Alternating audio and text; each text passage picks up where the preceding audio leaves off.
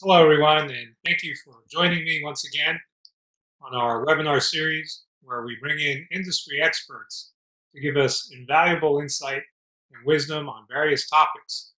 As you may already know, I am the chairman and founder of MarketSpace Capital, where we focus on providing risk-adjusted investment opportunities to medical and other professionals, high net worth individuals, and we specialize in the multifamily sector of the real estate market. For our current offerings, portfolios, or track record, please visit our website at www.marketspacecapital.com. If there is an offering that fits your investment requirements, feel free to reach out to me or any of one of my associates for a private consultation. We will be happy to tell you more about each project and answer all your questions. So here we are in February of 2021, still amidst an epidemic that has put almost the entire world under lockdown, shaking the foundations of the global economy and bringing down with it some livelihoods as well. There are states like Florida, Arizona, and Texas that have seen a recent decline in COVID cases, while others like New York are slowly reopening.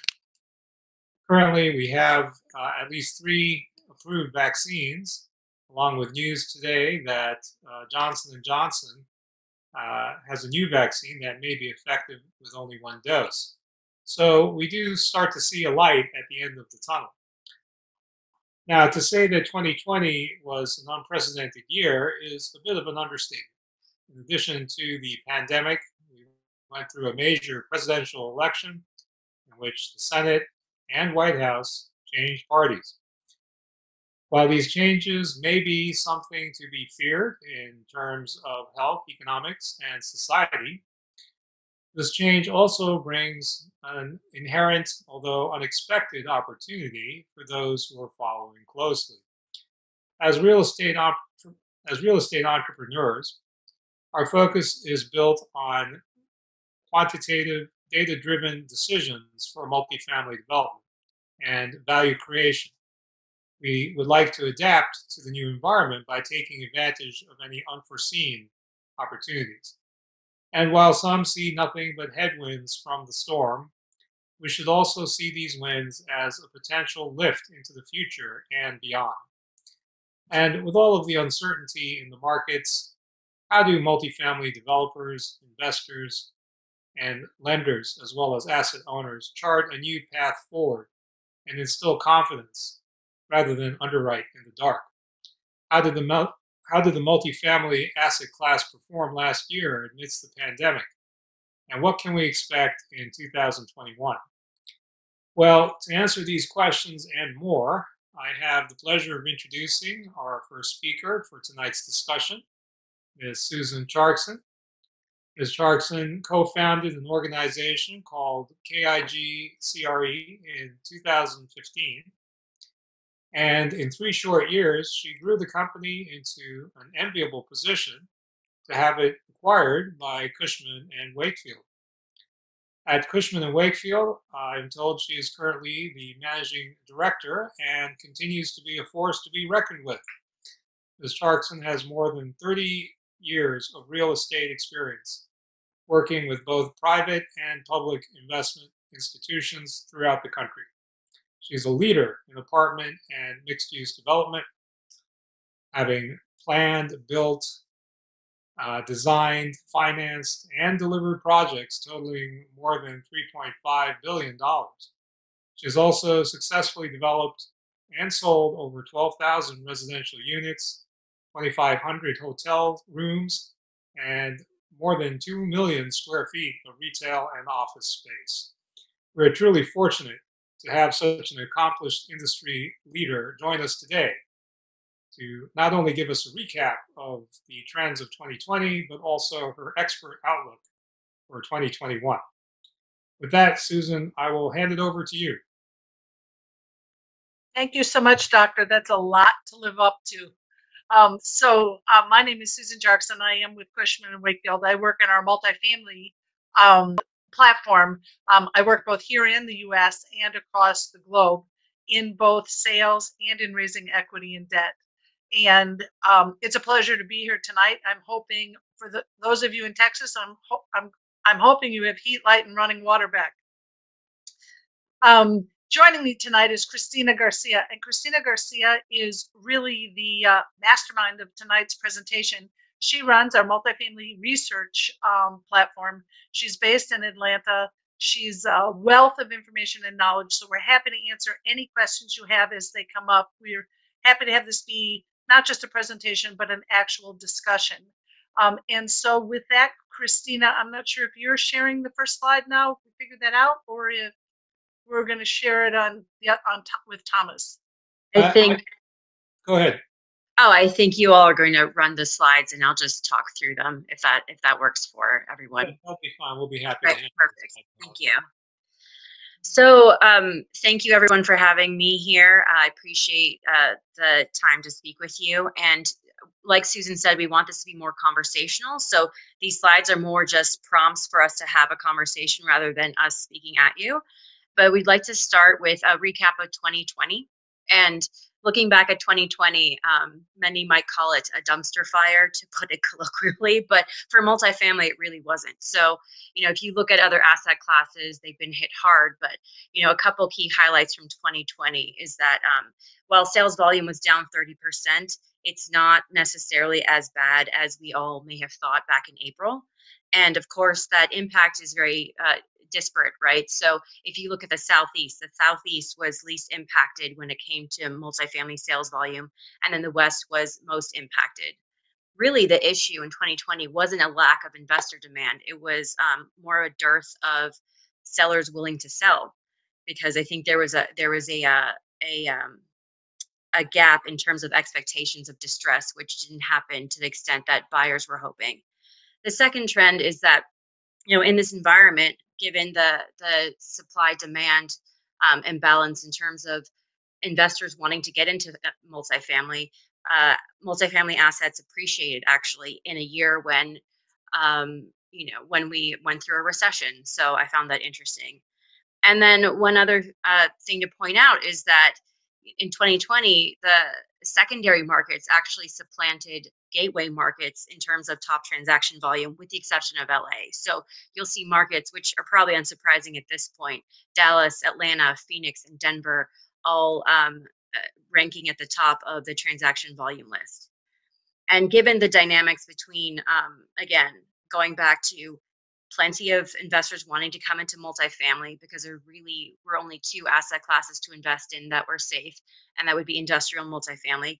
Cap rates actually continued to compress, and we saw cap rates compress most in kind of garden style suburban assets. And then, the story isn't all positive, right? So if you look at secondaries, there's a reason they outperformed. There's migration and whatnot, but the gateway markets did decline in effective rent growth ranging from 6 to 22%. So unsurprisingly, New York City and the Bay Area were hit hardest. And before we leave this slide, I think that there's something that's interesting to note. New York and San Francisco, as Christina just said, have suffered the worst in 2020. That is actually not a surprise to us, because both of those municipalities had very strong government voices that shut those cities down early. On March 15th, the notices came down that people were going to be working from home. And so we saw those cities empty out faster than the rest of the country. And in fact, today, there are still 4 months on concessions for a 12-month lease in New York City, and almost 4.5 months in San Francisco. Those are unheard of concessions in these two primary U.S. gateway markets. And then, yes, moving, when we look ahead, so moving on to the next slide. When we look ahead at various forecasts, so we show various forecasts because various third-party providers have different methodologies. But when we look at, for example, CoStar's base case, the majority of markets are expected to experience a true rebound in 2022. So when you look at the macroeconomic environment, we're expected to return to 2019 GDP this year. And then that takes a while to trickle through the economy, right? So then we get to full labor force in next year, and then and then it trickles into actual employment. So that all feeds into the multifamily rent growth space. And if you look on the right, in terms of vacancy rate forecast, so vacancy hasn't moved much, and there are various reasons for this. One, you could argue that eviction moratoria have kept people in place when they may have moved. And then the second is that what I like to say that's pretty poignant is that housing can't go virtual. So what we found is that tenants have chosen to pay their rent because really that's the place you are all the time and you're working from home. So vacancy, we haven't seen much movement in aggregate though. Of course, when you drill down to the market level and sub-market level, you'll see differing impacts.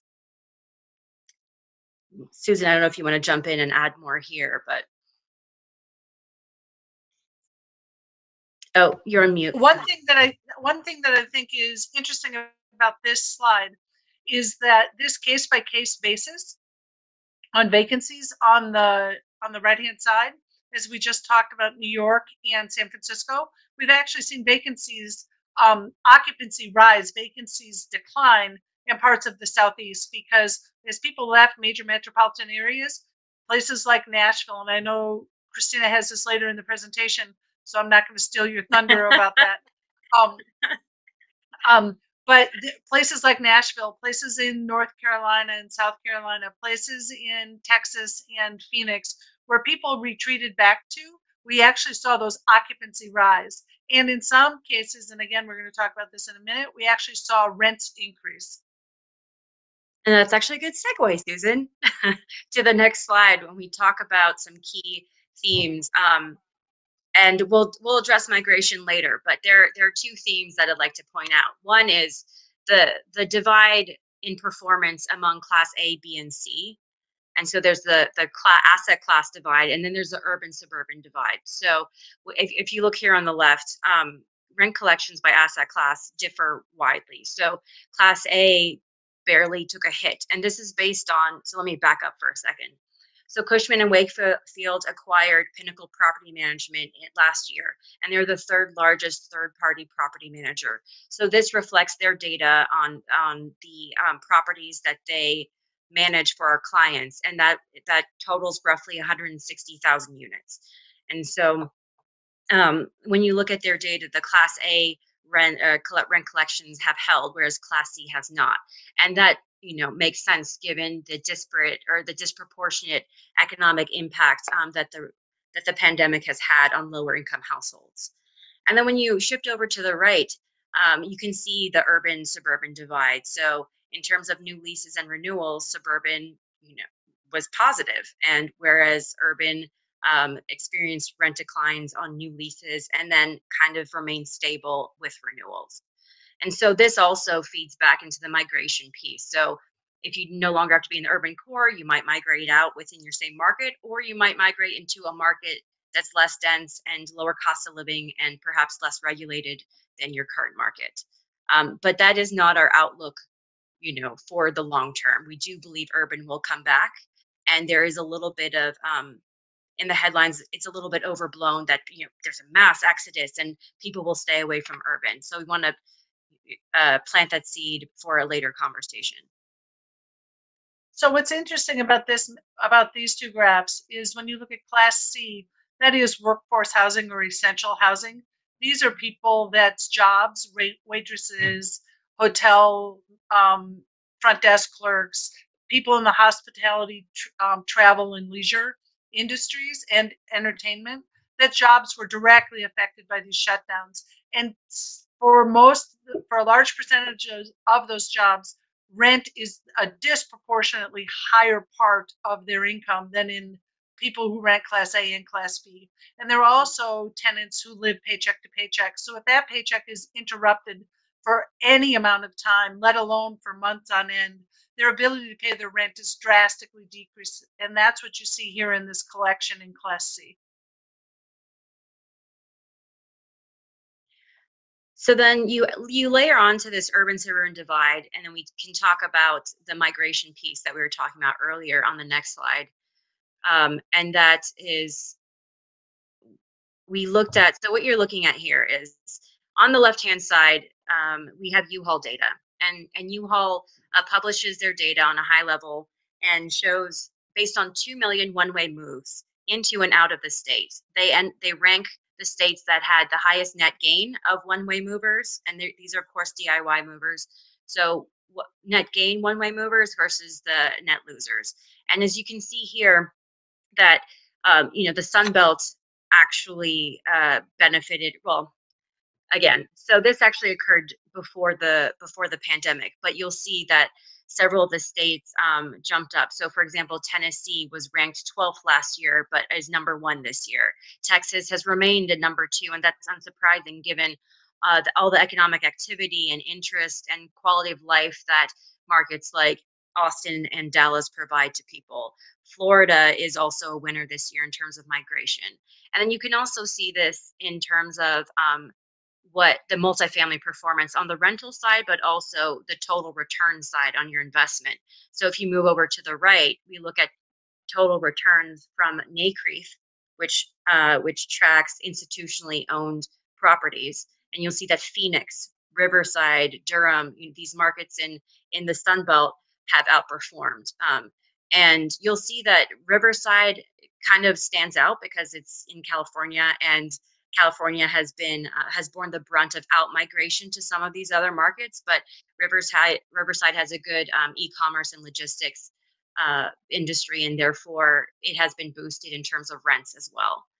So, just for clarification, in this map, the bright red states were states people were leaving, and the bright blue states are the states that had the most in-migration of one-way trips on U-Haul.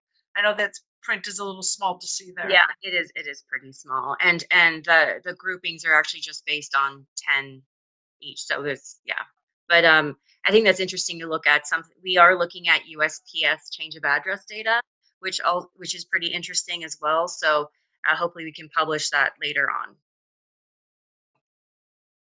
If you'll look on the right-hand side here, you'll see that the top performing markets are what Christina referred to as secondary markets.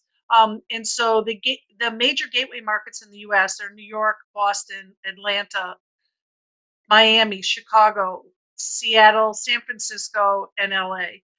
Secondary markets are Denver, Austin, Raleigh, Durham actually is a tertiary market, Phoenix, Nashville's a tertiary market, Tampa's a tertiary market, Orlando's a tertiary market.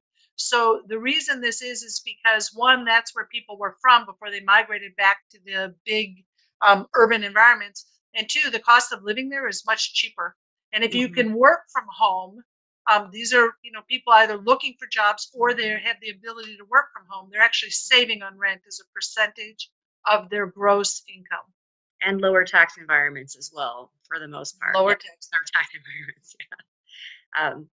So we can move on to the next slide.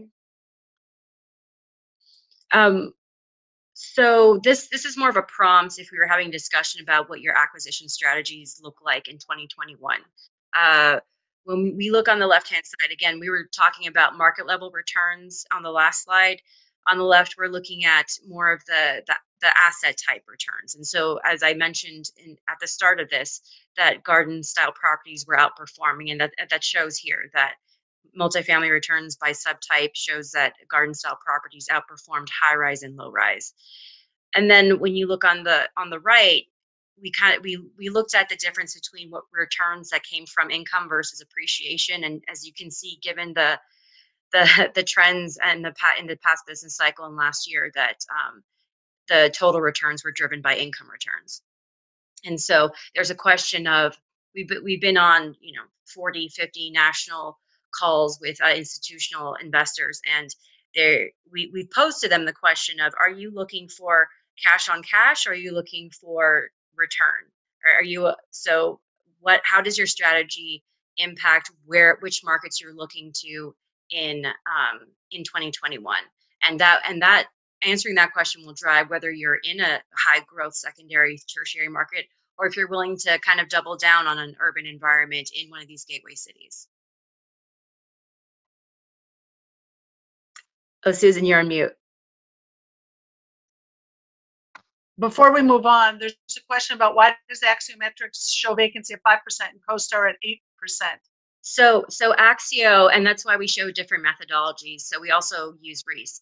CoStar will show vacancy for all properties, whether they're in lease up. So if they had reached their CO and entered pardon the noise, the housing supply, that would count as a vacancy. Whereas Axio only includes stabilized properties. So a property before, to get technical, before a property enters Axio's data, it has to be stabilized for a certain number of quarters. That's why you won't see as much movement there. Okay, and the next question is, how long do we expect cap rates to keep compressing? We're going to get to that in a minute. That's an excellent question. And that really depends on your area of geographic interest. So are we ready for the next slide? Yeah, I think so.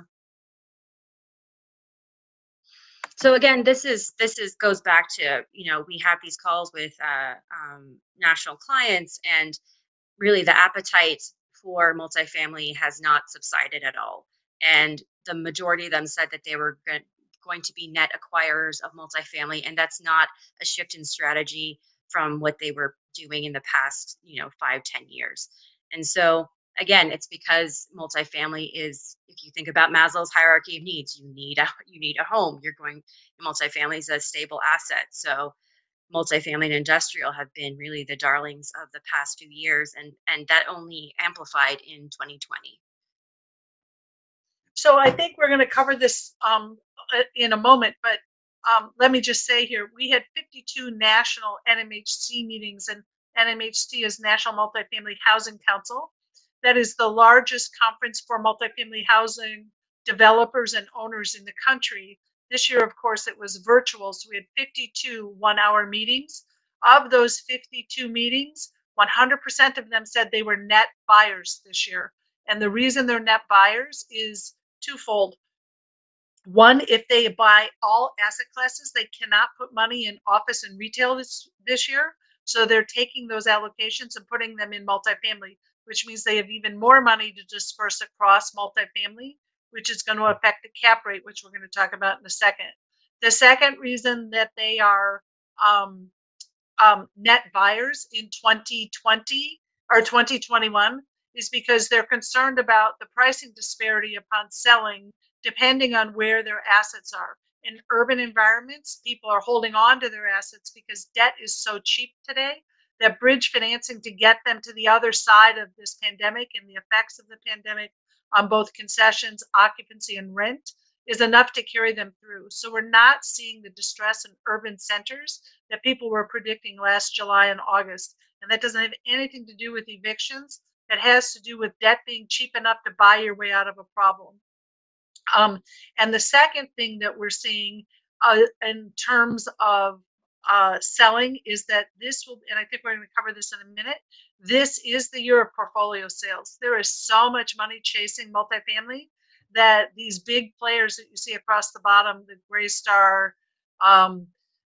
Goldman Sachs, JP Morgan, any of them, they can't afford to buy one-off deals and put all their money to work. So this will be the year of portfolio sales across different geographic types, not just in one city. And as we're talking to our brokers, one theme that came up was a scarcity premium right now. So because there aren't enough assets for sale compared to how much people want to buy, that there has been a scarcity premium in terms of, oh, you're selling, okay, I want to acquire that. So I think that was interesting. Even some of these major players, a few years ago or many years ago actually wouldn't have considered going into a market like Boise, but Boise keeps coming up, and it's very interesting to see that level of granularity that they're getting into. I think we can move on to the next slide. Okay.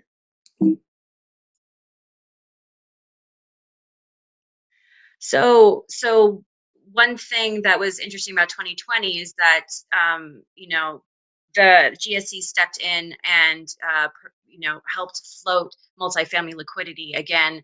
Not the market took a pause maybe in second quarter, but then pretty quickly ramped up in third quarter, and then fourth quarter.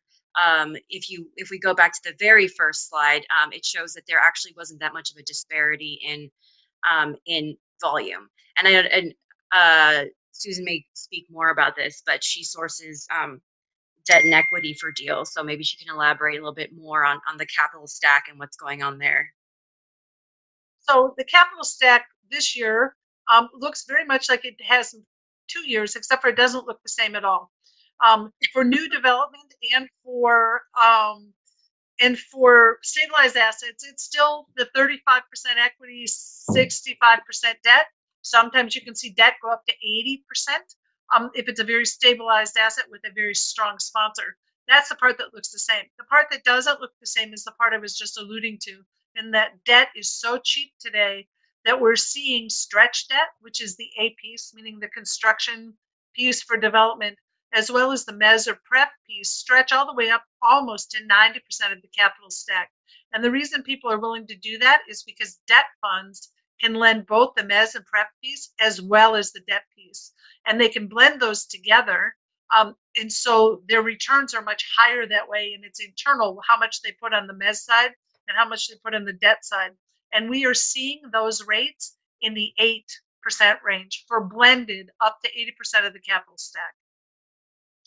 One thing that I found interesting that came up on a call, and Susan, you may know this, is when our broker in South Florida mentioned that he's seen more crowdfunding actually take a piece of that, which I find interesting personally. Yes. 3 years ago, we would have laughed at that. Today, it's a big part. Great. I think we can move on. So this is actually our last slide, and I find this one the most interesting because we talk about niche assets. So Susan's an expert in co-living and all things niche. But what we want to convey here, though, is that the multifamily market is continuing to mature and segment and become more specialized. So even within co-living, there's subsectors of it. And I'm sure you've seen the headlines now for single family rentals or build to rent. And that has become a big target for a lot of these institutional investors that we talk to. And so, and that is riding on the fact that millennials are aging and they're having families and perhaps wanting to move out to the suburbs. But a lot of some of the niche asset class growth is driven by affordability issues, and they are private sector solutions to affordability. So if you think about it that way, and of course, senior housing it will be in demand. What's interesting there is the pandemic has kind of culled out, or the senior housing operators that weren't performing or maybe didn't have a legacy experience in it, because a lot of people got into it, some private equity got into it, and now you're seeing who are the great operators in senior housing. And so that will be interesting to see who survives going out of it. So one of the things that I'm sorry to jump in. I just had a quick question. Do you think that these are more long-term demographic trends that are being accentuated by short-term events that are occurring as we speak, or is this just more of a confluence of all different kinds of factors that's more like a perfect storm? I think that there are. Go ahead, Christina. No, go ahead. So I think there are a couple things at play here. In terms of the millennials, this has just accelerated their leaving urban environments. The average age of the U.S. male getting married has increased by 5 years in the last 10 years, in the last decade. And so marriage is now been postponed to the point where you're ready to have a family, meaning having children. It's not like when in the 80s and the 90s where you got married, 4 or 5 years, you lived a very coupled life, and then you had children. Now we're seeing household formations with children happening as soon as someone gets married. And so what this pandemic has done is caused that acceleration out of urban centers by people who are going to be leaving anyway. That's driven by a couple of things. One of it's by the cost of private school in urban centers and the need for better urban schools that are free public schools in urban centers. And the second is driven by space. If you have 2.1 kids and a dog and a car and a minivan, that's really hard to live in urban environments. So the pandemic has certainly accelerated this millennial leaving the urban environment. The second thing that's happened, however, and that's what we are tracking very closely, is Gen Z across the globe, not necessarily in the U.S., though it's close. Gen Z across the globe is the largest demographic cohort alive today, and that cohort was born in 1996 or later. This is the first generation born with a smartphone in their hand, so they're used to one touch get you food, get you a date, get you a car, get you a place to live. And the place that they overwhelmingly want to live is in urban centers. And so one of the things that this pandemic has done is delayed that Generation Z move into urban centers. And we're anticipating by the end of 2021 and certainly into 2022, there's going to be explosive urban growth by these Generation Z young professional workers. We have Cushman has a workplace strategy group, and they do engagement surveys among our clients, and they show that 70% of Gen Zers and Millennials have difficulty working from home. So when we're asked whether people come back to the office, our answer is yes. Maybe it's hybrid, but I think that the work from home is not won't stick as much as people might think it will in this moment in time. Very interesting. And Cushman Wakefield's house view is everyone will be back in the office full time in September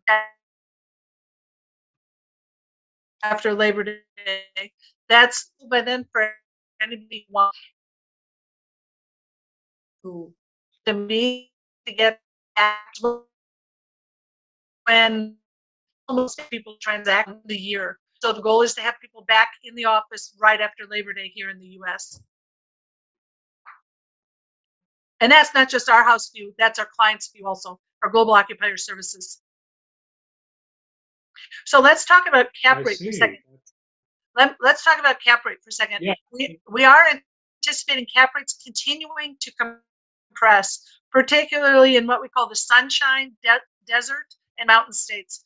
And that's for a couple of reasons. Christina alluded to the fact that these are low tax states and high job growth states, and the cost of living there is still relatively affordable.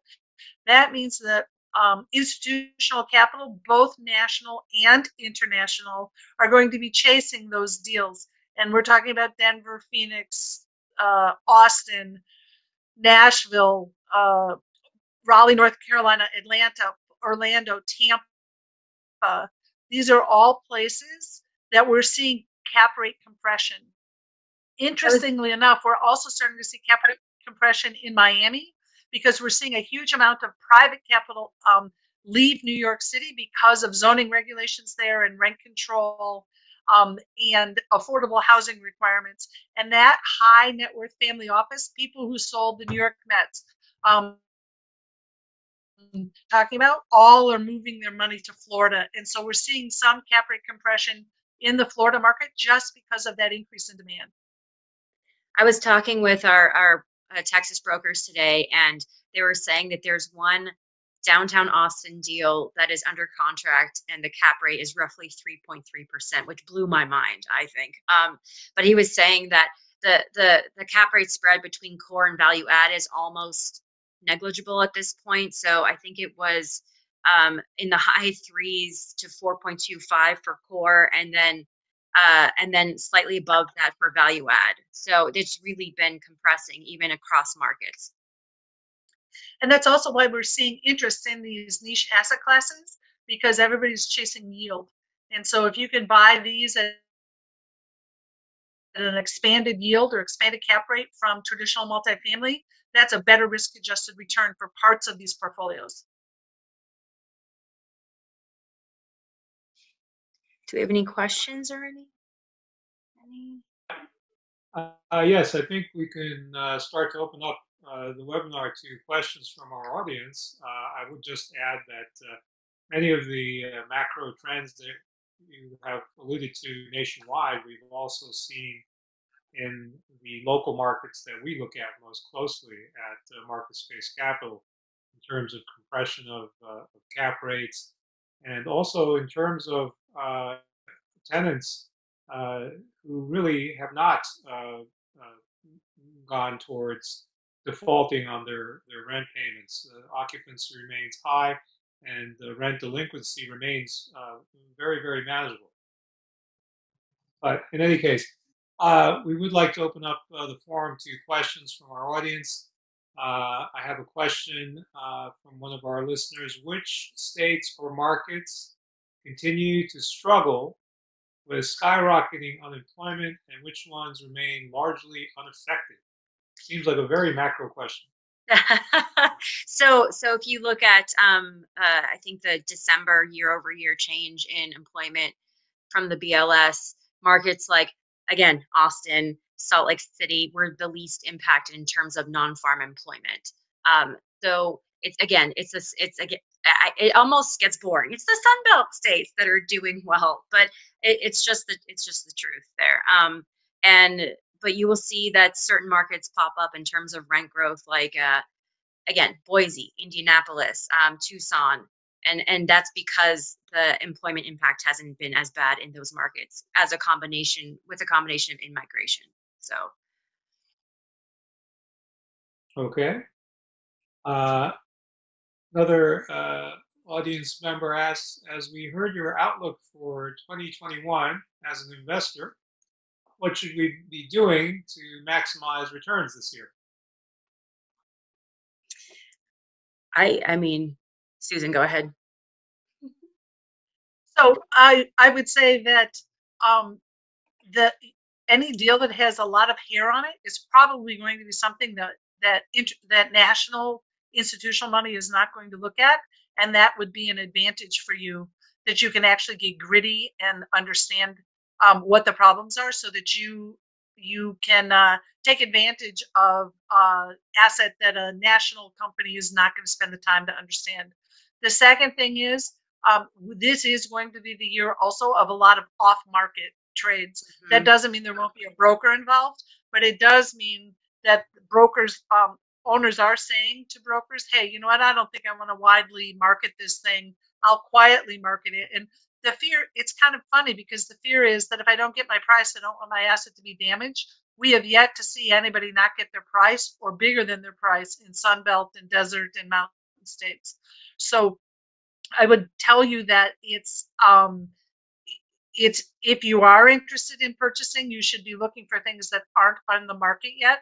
The second thing is, if it's under 100 units, it's going to be really hard for an institutional capital partner to write a check for that. So if you can stay under that $25 to $28 million number, you're not going to have nearly as much competition from institutional capital. I have to echo what Susan says, because in our Southeast team, I sit in Atlanta. In our Southeast team, roughly, historically, a third were off market. Now, I think last year's half were off market. And what they found is that buyers will come and preempt the marketing process and say, look, I want to offer this, and then crowd other people out, or preempt basically the marketing process. Well, that's very interesting. We're starting to get questions about individual markets as well. One of our listeners is asking, I'm not sure if Las Vegas came up in your discussion. How is the Las Vegas, Nevada market? Another asks, what is your perspective in the Houston market now and in the near future? So I think, we could probably go all day and night talking about individual markets, but I think those are two interesting markets to take a look at. So here's our house view on Las Vegas, and here's my personal view on Las Vegas. Once that vaccine is widely distributed, Vegas is going to be like boomtown. People want to be entertained. They want to get on a plane. If they have money, they've been saving money because they can't spend it anyplace else. And so Vegas, those jobs are going to come back very quickly in Vegas. So we like the long-term prospects of Vegas. And I'll let you jump in here in a second, Christina. In terms of Houston, our national clients are very concerned about oil. And so they're very concerned about what does rent growth look like in the Houston market. And they want to sit and wait and see how that settles out this coming year. Now that there's a new president, they want to see what trade wars look like, and they want to see what happens where oil settles before they spend real money again in Houston. Dallas and Austin, by the way, no problem. Houston's only the one on a little bit of a pause. Yeah, I'm conflicted about Las Vegas, but it did post 5% rent growth last year. So I'm personally conflicted about Las Vegas just because for me it is a service sector market, but the data proves me otherwise. So in terms of multifamily performance, and then Houston, I'm not super familiar with Houston, but from what I understand, it's really 4 different markets. So the advice that Susan gave earlier was trying to get in there and be more granular about the assets you. So an investment community might say, I don't want Houston, and then just disregard Houston, but you have the benefit of not having an investment committee to go to and get approval and say, oh, this is an asset, because it really is the micro market. It's the street you're on. It's the, the tenant base. It comes back to the basic fundamentals of investing. So I just know that Houston, if you look at a cap rate in Austin, it would be at least 50 basis points higher in Houston. So you can kind of expect that. Very interesting. Okay, more questions. One of our listeners asked, how does this recession compare when looking at prior recessions, such as 1986, 2008, and what does that mean for investors like us? How does it compare? Well, so it's I don't want to say snapback because that's been that can lead to too much optimism. But with the great financial crisis, for example, we saw from an investment perspective a real decrease in investment volume, whereas we have not seen that here. So what that means for you as an investor is you won't see the kind of distress that you might have seen after the great financial crisis. And I don't know, Susan, if you want to jump in here, but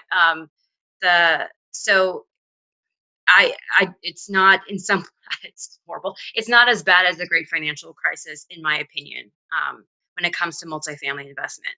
So the great financial crisis was a long climb out. Yeah. It took a long time to get above the cloud line and find some smooth sailing, and for the recovery to take hold. Mm-hmm. Part of that is because we never experienced that before, and so it doesn't matter which side of the political fence you're on, but all of the economists say that we didn't spend enough money fast enough. Yes, and I think that's what you've seen with the Trump and the Biden administrations now, is they're trying to get as much money out into the economy as quickly as they can, because they know that the length of the recovery is dependent on it. I will also say in this recovery, we're seeing what we call a K-shaped recovery, which means if you're a have, you still have, and you've probably been able to take advantage of the stock market and some other situations. And if you're a have-not, meaning you're living paycheck to paycheck as a essential employee or a service sector worker, it's going to take you much longer to get back to neutral. I will say one thing that's happening that's similar and almost worse is post GFC. There was the coupling of households, so you could see how renter demand decline, and that's actually happened even more now. So it's interesting that, but my long-term view is that we will decouple households again. So it's kind of it's like an accordion type of structural demand issue. We're all going to kick our kids back out, is what she's saying. Yeah. Yep. Well, I think, I agree with your sentiment there. You can have mine. I've got 3 of them. Two of them stayed where they were, thank God, in Midtown New York. They never left. And the other one, I think she's happy she moved home. Wow. Okay. Yeah. Do we have time for a couple more questions? Okay. Sure. Let's see here. For how long do you expect it to stay a seller's market? That's an interesting question because, as you mentioned earlier, the sellers aren't selling as aggressively as we would have expected. Isn't that correct? So here's what I would say about it. How long do I think it'll be a seller's market? I think that we're going to see a seller's market in 2020, the fourth quarter of 2021, and all of 22, like we've not seen in a long time. as occupancies recover, as concessions burn off, and because there won't be as much supply added due to lack of financing for new construction, we're going to see a lot of upward pressure on rent and rent growth. And I think we're going to see both institutional capital as well as family office capital. I think we're going to see that continue to be the darling of choice in the investment community next to industrial through 2022.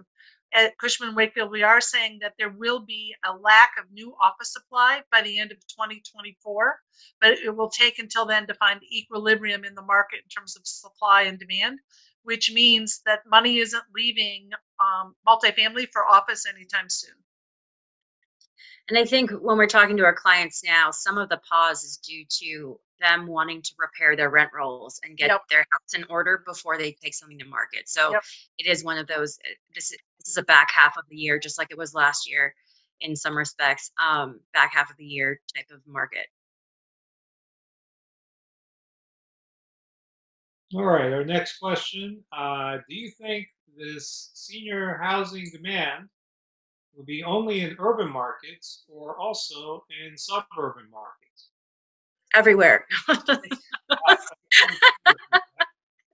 Everywhere. So I think it's important to divide senior housing from active adult lifestyle. Active adult lifestyle, we're going to continue to see grow in the Sunshine Mountain and desert states because of warm weather and the cost of living. And so I think it's very important to divide that, even though we didn't divide it 10 years ago. Today, there's a big difference between senior housing, meaning you're infirm at some level, compared to active lifestyle adult. So I think active lifestyle adult will do very well in suburban and secondary and tertiary markets. In terms of senior housing, we are seeing more people age in place because they want to be among their children. And so we are seeing a huge amount of capital. In fact, tonight I was on a call for senior housing for a national portfolio. They're all urban based, every single one of them. And that is still in high demand. Yeah, senior housing or senior directed housing is one of our pet projects. We actually have a development underway in Myra Park in Dallas, targeted towards the 55 and up population. And that's going to be a very exciting development for us. We look forward to moving forward on that project. And those, I would say that we are not seeing much, if any, cap rate expansion on those from traditional multifamily. Yes. So we have time for one more question here tonight. Okay. So I'll let that be a dealer's choice. You pick, because I see a couple of them here on your chat box. Yeah. Let's see. Other than low property taxes, what makes states and cities in the Southwest U.S. hotspots for Gen Z/millennials in the realm of real estate? So I'm smiling, and I don't mean to make light of a situation, but 10 days ago I would have said weather. However, Texas hasn't done so well. Oh, that's horrible. Oh, that's but a number one driving reason besides income taxes is weather. Affordability, where the jobs are going, I think is our factors also. And the other part in it is not everyone is going to be able to work from home on a regular basis, but there are tech jobs, back of office jobs that people are realizing, meaning managers and corporate America is realizing people can be as effective at home as they are in the office, depending on the discipline of the person and the actual job. And so if you can work from home on a regular basis, there isn't any reason to stay in an urban environment as opposed to getting more for your money in a secondary or Sunbelt state market. Right. Now, I think a generation ago, I would have said air conditioning, but you're quite right. I think the demographic trends are being, they're all interrelated. They're being driven by jobs, of course, but also technology and also by generational preferences. So I agree with all of the above. Absolutely. I also think that Class A development has really changed the game in some of these markets. So, for example, I grew up in California. I don't think friends would live in Atlanta if there weren't these beautiful Class A buildings that you can live in that are condo quality, but you don't have to pay the same price as in San Diego or the Bay Area. So there's a lot of truth in that. Yeah. And that's because these markets now, capital is so fungible now, and Midtown Manhattan has certainly opened its eyes to secondary and tertiary markets where 10 years ago they wouldn't go to Denver or Phoenix, let alone Milwaukee or Indianapolis or Austin. Yeah. And so with the advent of institutional capital in these markets, they brought in outside developers who are bringing their expertise and their design savvy with them. And so they're changing what traditionally have been closed markets to outside developers and outside capital. And that's what's causing these buildings become much more sophisticated than they would have if they were just left to local developers alone. Okay, well, I would like to thank everybody for, especially in the audience, for those insightful questions. And of course, special thanks to Susan and Christina for being here today and helping us to better understand the state of multifamily real estate. Your insights were truly invaluable. I think we can all agree that these are uncertain and unprecedented times, but it does help when we better understand how we work, live, and play to form strategies and have insights going forward.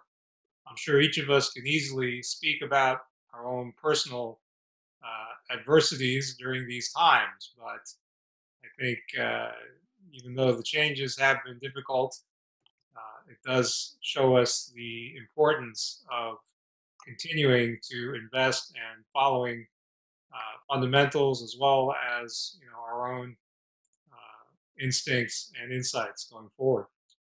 I think in the assets that are designed to meet the basic needs of people, real estate is still very much an important part of the puzzle. I think there was a report by the Real Estate Fund Intelligence last year that the market would act as a safe haven for investing. Possibly most affected businesses would be those that relied on day-to-day economic participation, such as those in the hospitality sector. But as we stand in February of 2021, we feel that analysis was very much on the mark. And as we've heard from Susan and Christina today, multifamily housing has remained strong, and it's both long-term and essential, at least in my view. I think through our discussion today, we even see growth opportunities in certain subclasses of the assets, possibly being aided by low interest rates and certainly by changes in demographics. So what does this all mean? I think it means that investors of multifamily can take some comfort in knowing that even through times of uncertainty, their investments are poised for stable and reliable growth. In real estate, just as in life, there may be winners and losers when comparing relative asset classes. We all remember what happened in 2008. And while we don't see a burst housing bubble anytime in the near future, there are ways in which economic downturns can affect us unexpectedly. I think it's really important to go forward with a long-term and comprehensive outlook and strategy.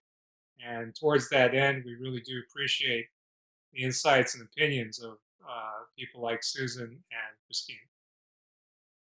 It's our pleasure. Thank you for having us. And we will share this.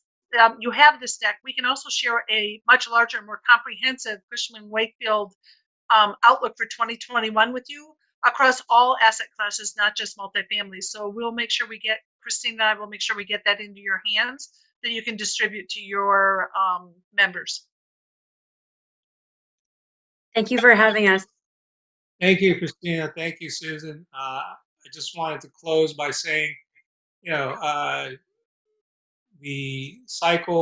economic cycle has not been repealed. That's right. That's right. There are going to be boom times and there are going to be crashes. It's only a matter of time. But I think rather than just sticking our heads in the sand and praying that it doesn't happen anytime soon, we can take steps to make smart choices, to protect our investments, to understand the dynamics of markets and their cycles. And I think just by attending our panel discussion today, our audience has shown that they are willing to make the smart choices going forward. So once again, we appreciate you for taking the time to join us. And on behalf of the entire MarketSpace Capital team, we thank you and we wish you a good night. Thank you so much. Thank you.